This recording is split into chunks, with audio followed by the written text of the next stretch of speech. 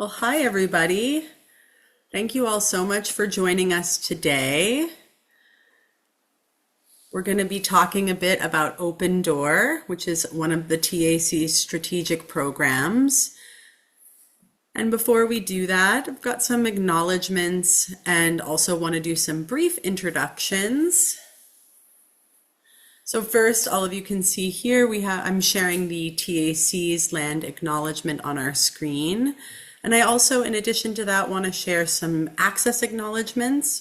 We are in Zoom today, and we will be using the webinar feature, which means that it's more of a presentation, but people are welcome to add things to the chat. And if at any point you have questions, please feel free to, we have a Q&A feature, am I correct? I think you have to press more on the little bar at the bottom, and then you can pop it up. There's a Q&A feature there. You can ask very specific questions or general questions there at any time.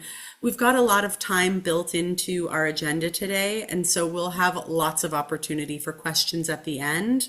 And if folks have specific questions about an application, if you want to stick around at the end, we've built time in to have those conversations.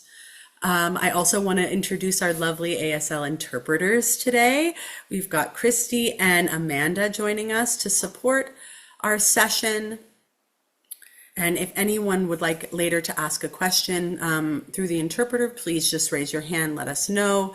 We're happy to support in any way that we can. Brief introduction for me. My name is Liza. I am a white woman, cis, and I was raised in queer community.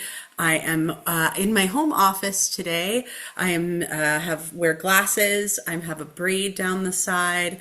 I'm sitting in front of an ornately framed painting, and there's a gray wall, and you can see a lamp in the background.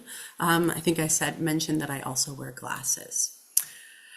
I was born on the traditional lands of the Ohlone in Northern California, what is commonly known as San Francisco. I moved to Toronto in 2003 and became a permanent resident in 2014. But in those 10 or so years, it wasn't until I started working in arts management that I learned about the Dish with One Spoon Wampum Covenant, Toronto Treaty 13, or the Williams Treaty, but they have become part of my understanding of my community, and also that Toronto has been the site of human activity since time immemorial. And I personally want to acknowledge the diversity of First Peoples, both recognized and unrecognized, who have stewarded the land that we call Tkaronto, the Wendat, Anishinaabeg nations, Haudenosaunee, and the Mississauga of the Credit most recently. Toronto continues to be home to Indigenous peoples from across Turtle Island, and as a settler here, I have benefited significantly from colonial culture that has overseen genocide, systemic oppression, and exploitation, not only of Indigenous peoples, but also of Black people, people who are differently abled, people who are poor, or who self-identify as two-spirit, lesbian, gay, bisexual, trans, queer, intersex, asexual, or pansexual. And my work as an arts administrator has really been fatefully shaped by my entry into this community as an invisible immigrant, and by my work in theater production and arts management, where my perspective on the purpose of art making has radically changed.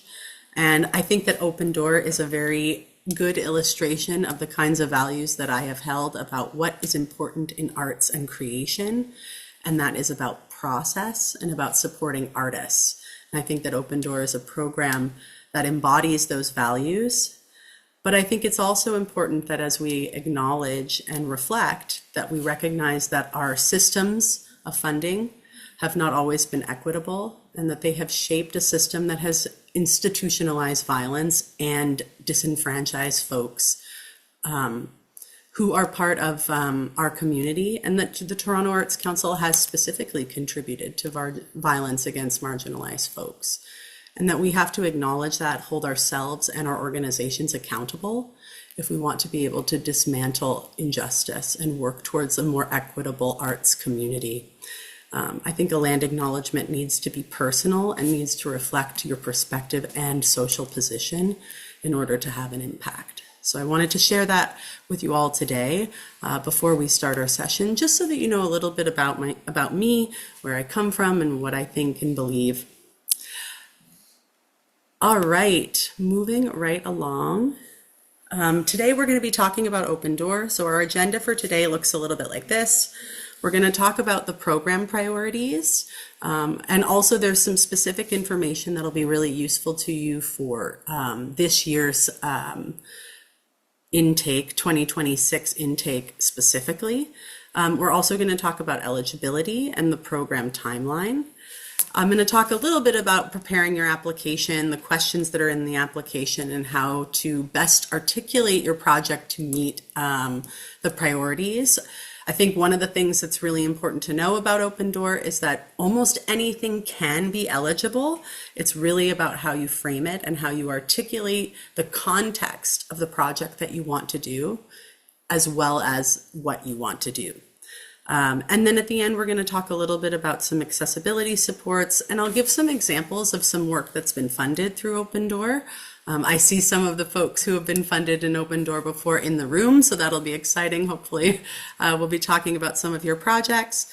And then at the end, we will have some time for questions, and we can get as into the weeds as folks want. People can stick around at the end, or if you don't have any specific questions, you'll be welcome to leave.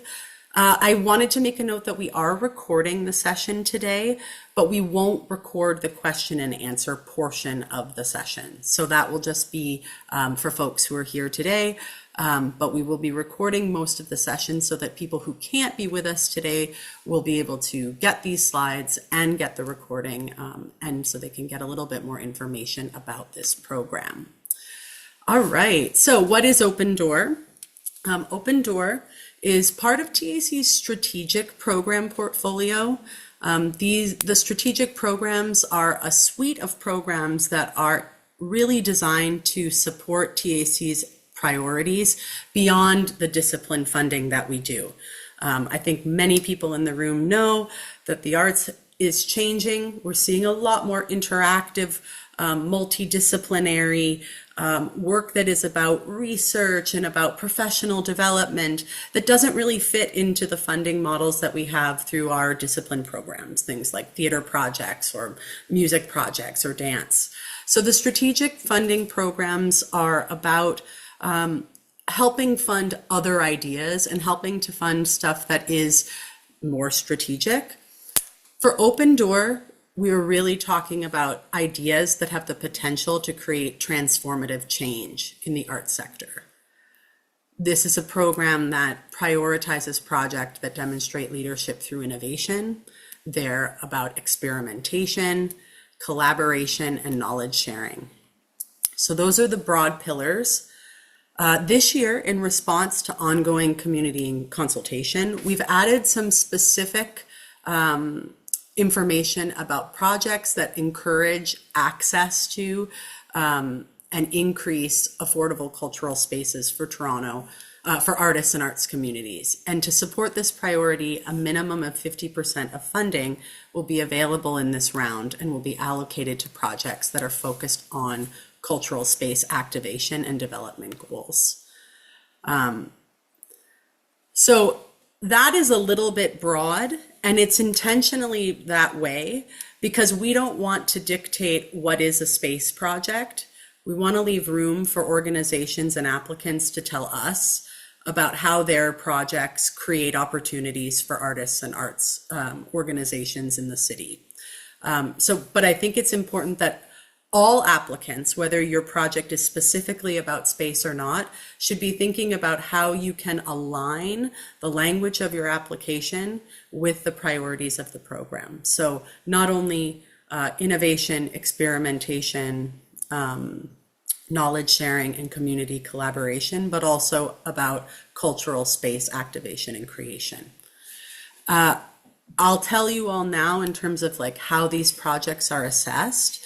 We don't have a rubric for this. This is a new idea at TAC. We've had some program specific priorities before, but we haven't articulated it in this way. And so this is going to, you know, we haven't separated pools of funding in this program. It's always been a very broad program for organizations and collectives, which makes it a program that can be difficult to assess. So having an opportunity this year to create a couple of funnels, projects that are the panel identifies as being about space creation will be assessed in one pool and other projects will be assessed in another, is hopefully going to make it a little bit easier for panelists to compare applications to one another. And it's also a recognition and response to something that our consultations have been telling us, which is that this is a big crisis at the moment in our community. The other things that I think are really important to know is that this is a flexible funding program. So there is no set grant amount. You can apply for, you know, up to 100% of your project costs or a portion thereof, but it's going to be open-ended in terms of the ask. We're not going to tell you this is a $20,000 program, et cetera. So it's a flexible funding program. And we've also changed some of the financial documentation requirements this year. So we have increased the amount to which you are not required to provide financial documentation. So for this year, projects with an ask under 50,000 will not require any financial statements. Projects between 50,000 and 75,000, we would like audited financial statements or an external review engagement. But if you don't have those documents, you can come and speak to me and I will approve internally prepared documents once I've reviewed them. So that is a bit of flexibility for organizations and collectives that have a bit of a track record of funding or have been operating for a little while or have some project management experience as a collective with some internal documentation.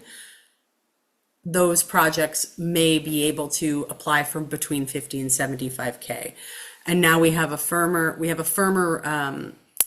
cutoff for requirement for audited financial statements. So at 75K and above, we require an audited financial statement.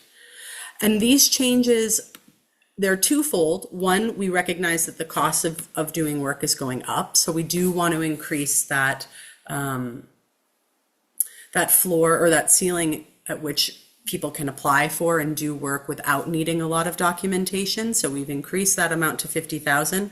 But we're also responding to what we've seen in other sectors, including the banking sector, which is a tightening of requirements around documentation. And so we want to be able to be both flexible and compliant.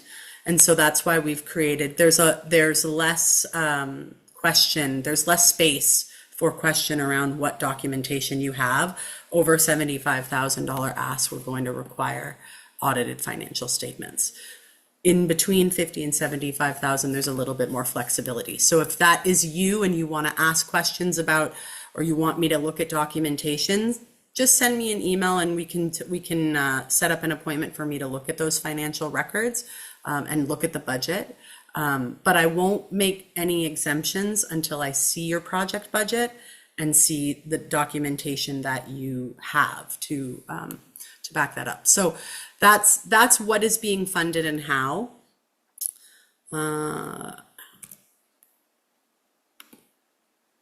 Who can apply? So this is an important part as well. One of the things that's most important for folks to know is that Open Door is not a program that is open to individuals. This is a program for organizations and collectives. And you need to be an organization or collective in order to apply. An organization is a registered nonprofit, and an arts collective is 2 or more artists, majority of whom reside in Toronto, and you have to have a bank account registered in the name of the collective to receive funds. And so if there are folks here who are interested in how to set up a collective or need more information about collectives, that's also something we can chat about at the end. But those are the requirements for a collective. It's 2 or more artists working on a shared project under a shared name with a bank account in the name of the collective. The funds will ultimately be issued to that collective. Recipients for this program can only receive funding through this program every other year. So if you applied and got open door funding last year, you're not eligible to get open door funding this year. Open Door is, as I said, part of that strategic funding stream. So if you have a project right now that's already funded through a strategic program, that would include animating parks, animating historic sites, artists in the libraries, newcomer engagement, then you can only have one project grant per stream at a time. So you need to finish that other strategic project before you can apply for open door funding. There are a couple of exemptions. The one that's really relevant for folks here is the Creative Inquiry Lab. If you get the Creative Inquiry Lab grant, you can also get one other strategic project grant. So make sure that that if you're wanting to apply for open door funding, you've looked through the other strategic funding, or my organization doesn't have an ongoing strategic project in another strategic program. Likewise, you can't have any overdue reports for other programs. So if you have any outstanding final reports or a report that hasn't been approved, you need to submit your final report and have that report approved before you can be eligible for more strategic funding. So just make sure, these are small things, but just make sure that you've got all of that stuff in a row, because it's awful when we have to go back and tell folks, oh, you did all this work on your application, but actually you're not eligible because you have an overdue report. The other thing is that organizations that receive operating funding directly from the City of Toronto are not eligible. So if you get money from the from the Economic Development and Culture organization and its operating funding, you're not eligible. Here are some important dates. Most people probably already know this. The program is open now. The deadline to apply this year is November 26th. You will be notified about the success of your application around the end of February. So when you're thinking about the timeline of your project, Open Door will not fund retroactively. So you need to be planning for activities that start in March of 2026 or later.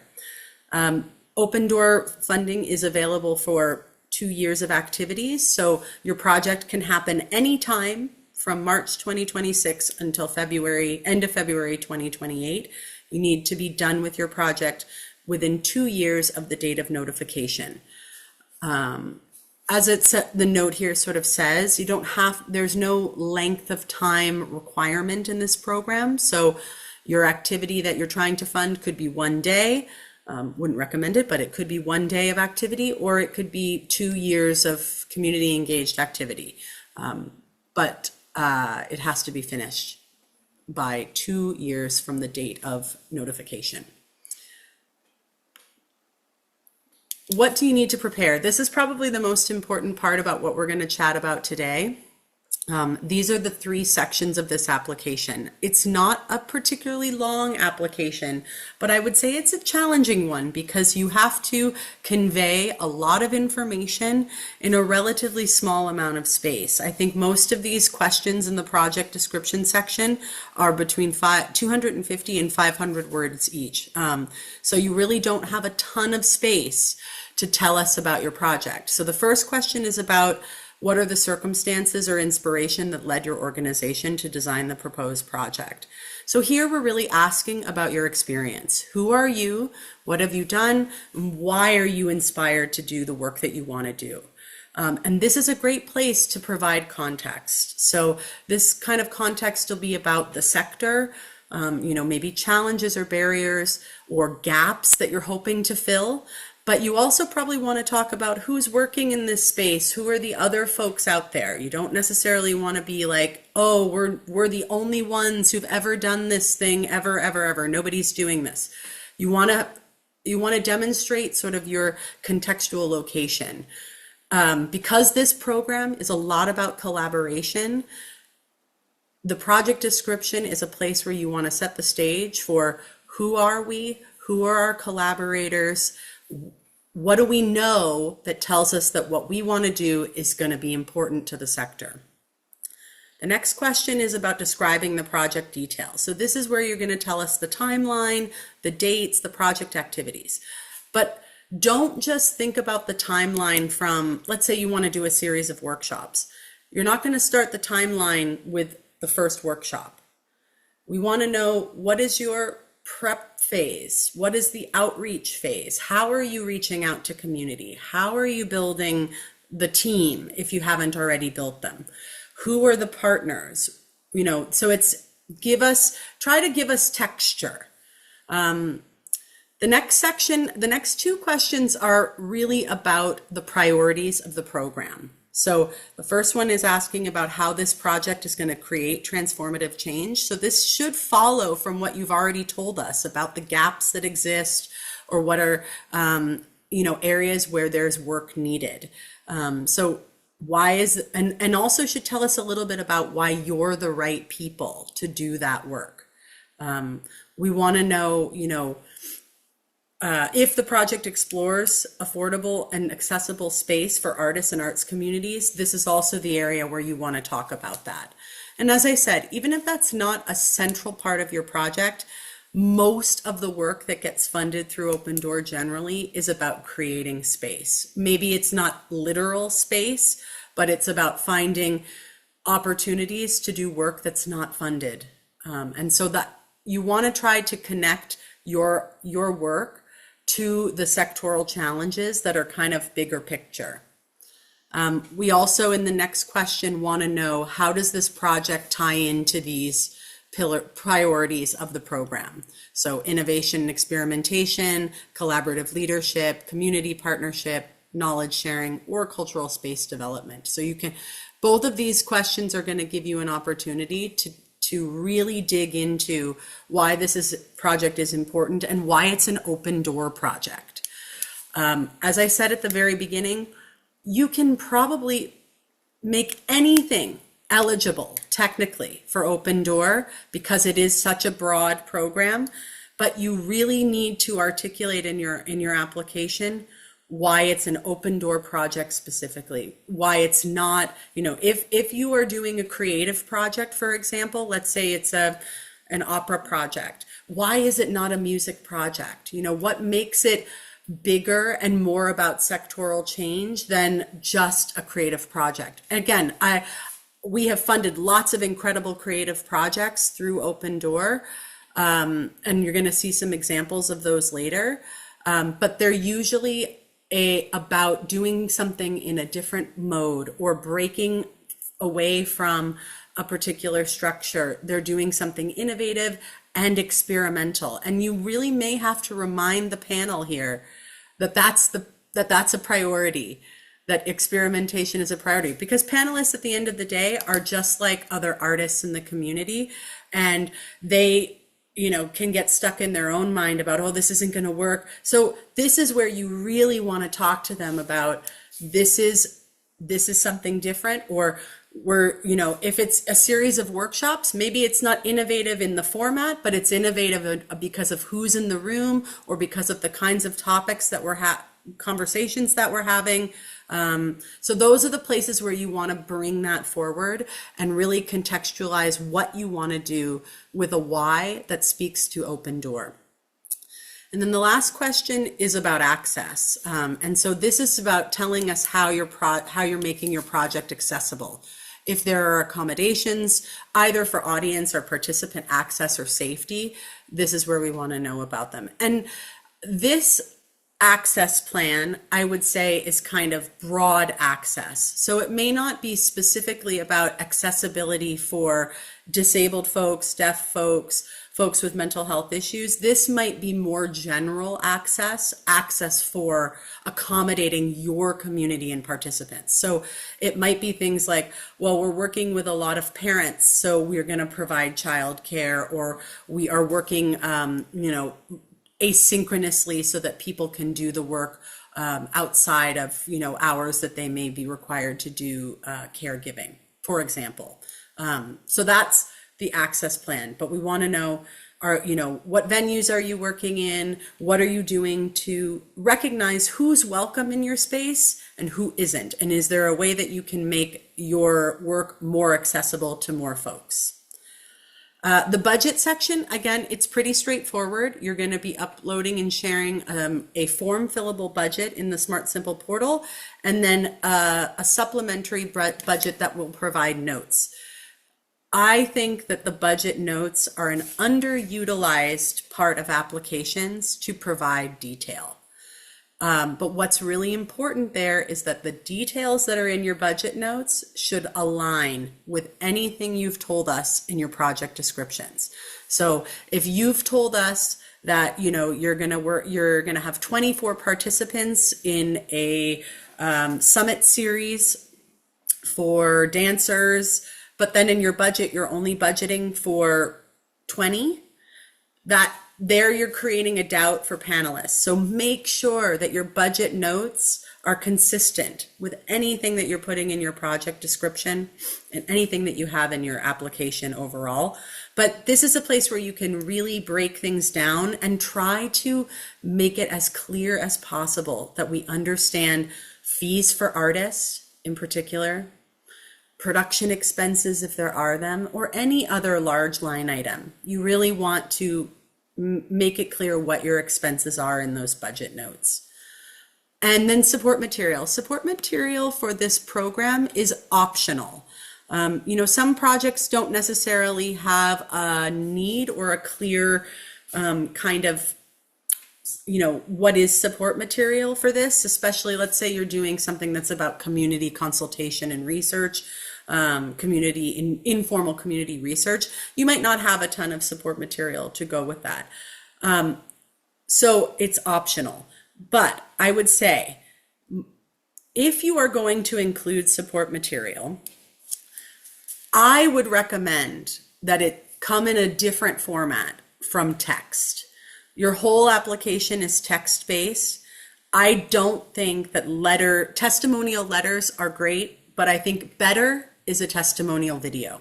Even if it's a lower quality, even if it's just, you know, a low quality like phone recording of testimonial, I think that's more impactful than more text. Unless you have just like a super awesome letter.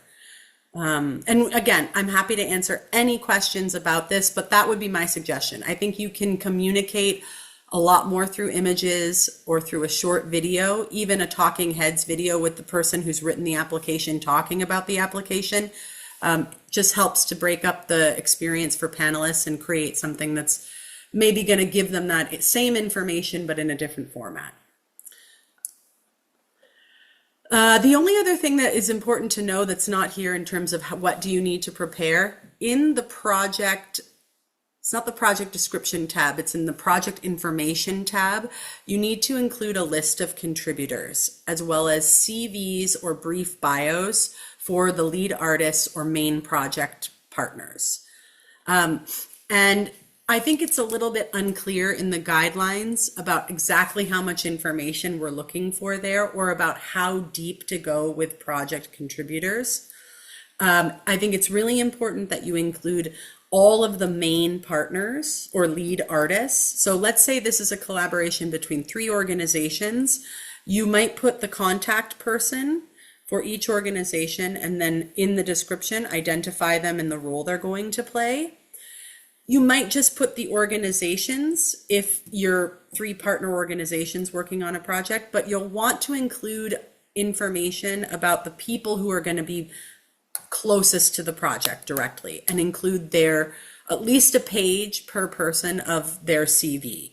And then for all other contributing artists or contributing partners, brief bios. This is, again, a really, really important part of the application where you can communicate a lot of information that doesn't count towards your word counts. So I would think expansively about who are the people that you're including in the contributor table.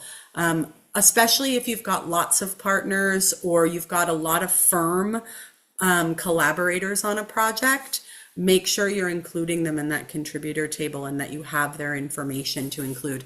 Because if you don't have CVs for your lead artists and or for more than one person, your application feels incomplete. We're not getting enough information about who the people are who are going to be leading and doing the work. So it speaks to feasibility. It speaks to our understanding that you're going to be able to make the project happen. So just make sure you've got those contributors and their information. And I would definitely not include more than 3 pages of an individual's bio or CV. I think that's what it says in the application itself. Okay, so here are some accessibility supports that I think people should be aware of. The first one is the accessibility grant. Now, the accessibility grant has changed. It used to be that when you applied for an application, or applied for a grant application, you applied at the same time for the accessibility grant.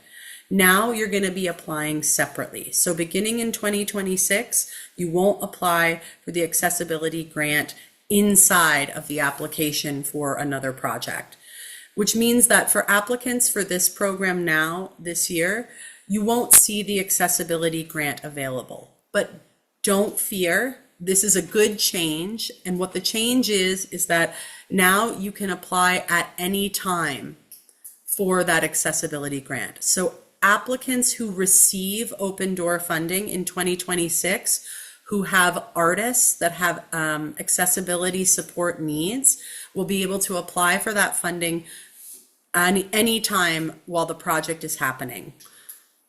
And there'll be a separate grant application for that. It's still $5,000. And this funding, again, is still intended to support lead artists or artists involved in a project, not audiences or participants.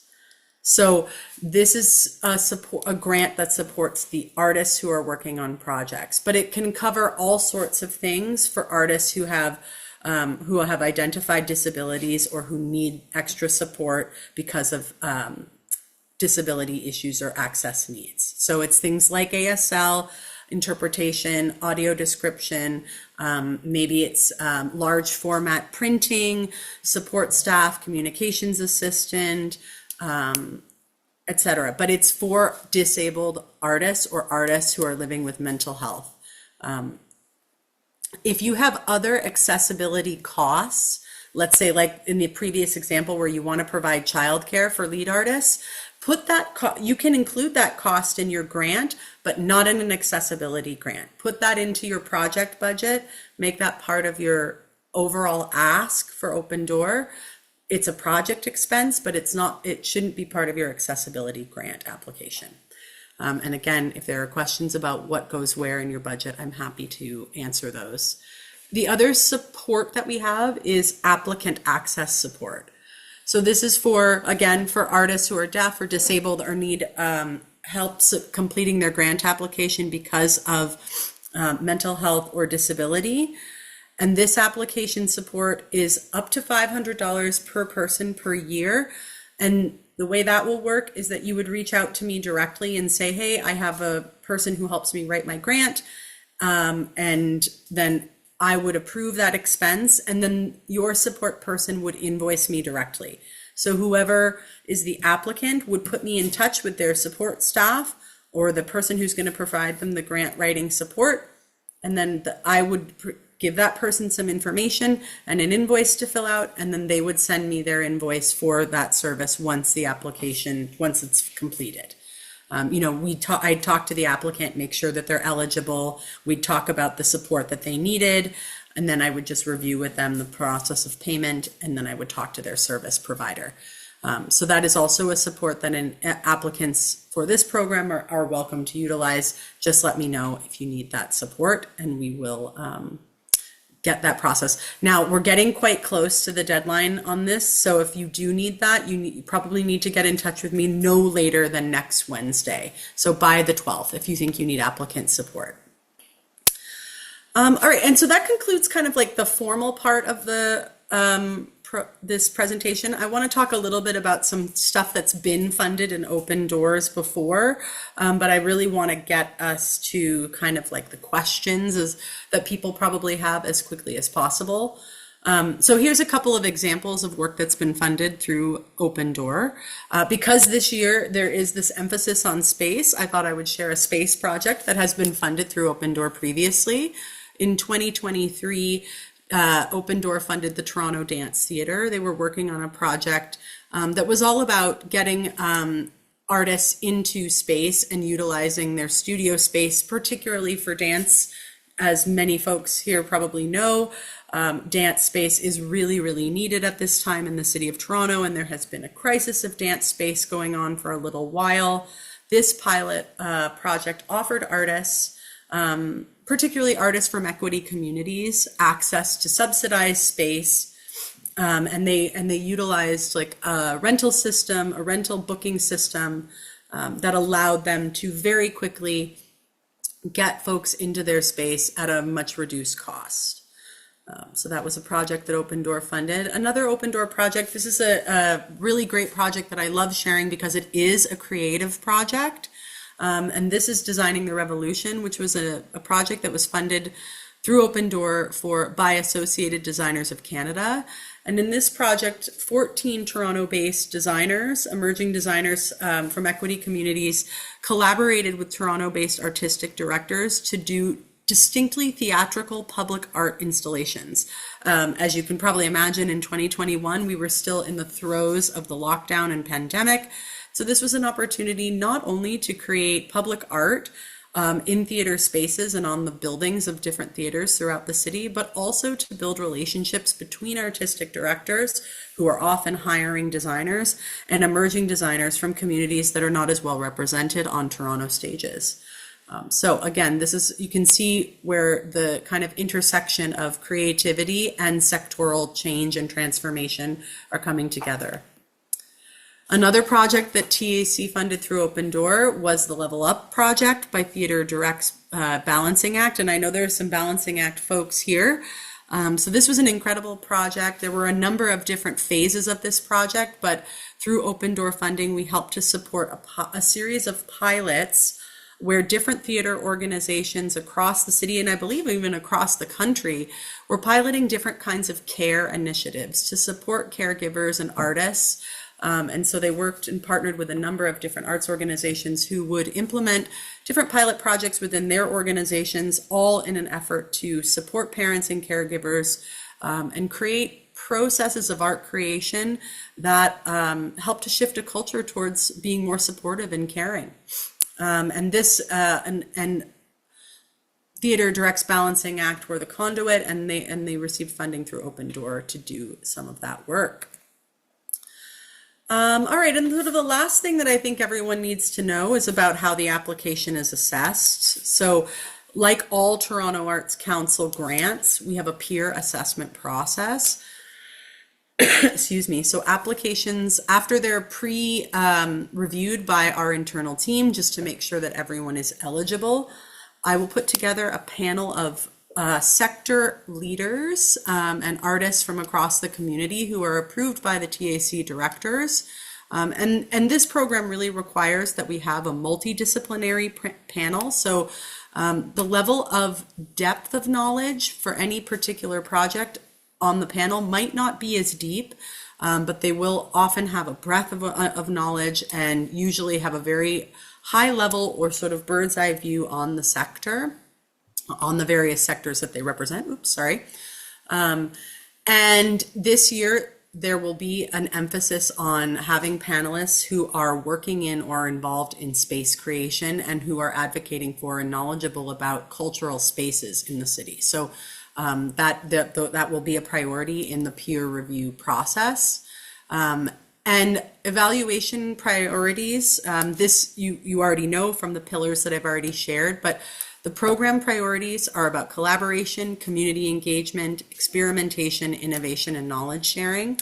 And that's really what the panel is looking for. They want to know, does this idea create transformative change? Is it collaborative? Is it involved with community or incredibly experimental, innovative?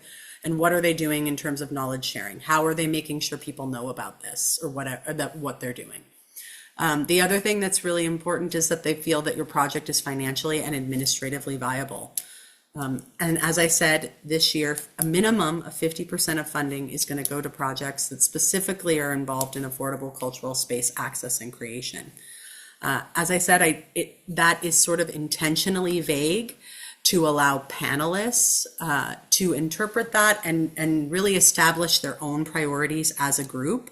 And I will tell you also that there is very likely going to be a slightly different process of panel assessment for this round of funding. For those of you who are here who have been panelists at TAC before, you know that once you're invited, you're asked to pre-score applications, and then we come together to talk about each application.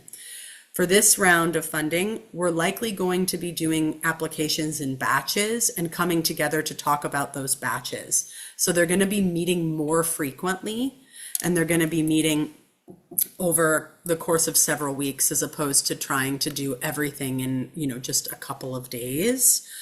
So hopefully that will mean that they'll be able to spend more time in conversation and really building a consensus around how this panel interprets the priority of affordable cultural space access and creation. So I don't have a ton of information to share about what